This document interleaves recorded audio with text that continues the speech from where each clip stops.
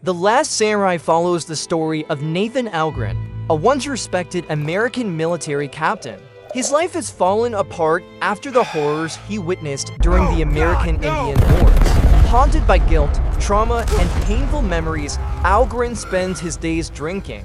He tries to escape his past, burdened by what he has seen. In the late 1800s, Japan is rapidly changing as Emperor Meiji opens the country to Western influence. New technology and modern military systems are introduced. The government wants to destroy the old samurai way of life, believing it stands in the way of progress. A powerful Japanese businessman named Omura hires Algren to train Japan's new imperial army. He is to teach them modern American warfare techniques. Algren initially accepts the job only for money, but soon finds himself pulled into a deeper conflict. When he arrives in Japan, he notices the new army is poorly trained. It's filled with frightened young recruits who have little understanding of combat. Despite his concerns, the government orders an attack against rebellious samurai. These samurai are led by the respected warrior Katsumoto. A man of honor and discipline, he still believes in the spiritual traditions of the samurai.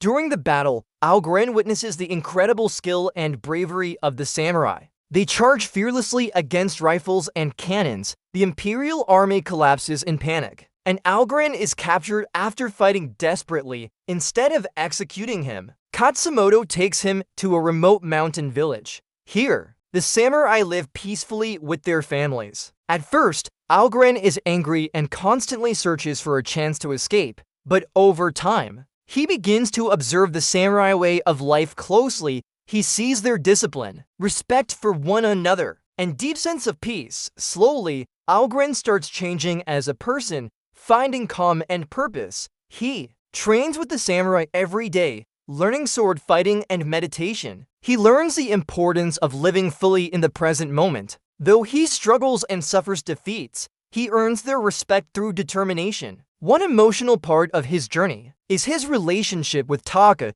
She is the widow of a samurai soldier Algren killed during the first battle. Despite their painful situation, they slowly develop a quiet understanding and connection. Living among the samurai allows Algren to rediscover his humanity. He confronts the guilt he has carried for years. Meanwhile, Japan continues moving toward modernization. Omura becomes more powerful, manipulating the emperor to eliminate the samurai. Katsumoto is invited to Tokyo for peace talks, but is betrayed and placed under house arrest. Algren helps Katsumoto escape, realizing war is now unavoidable, outnumbered and outgunned. The samurai choose to fight for their beliefs. They would rather fight than surrender their honor. Katsumoto understands the age of the samurai is ending, yet he believes their spirit and values should never disappear from Japan. Algren, who once fought only for survival, now joins them willingly. He finally believes in something greater than himself.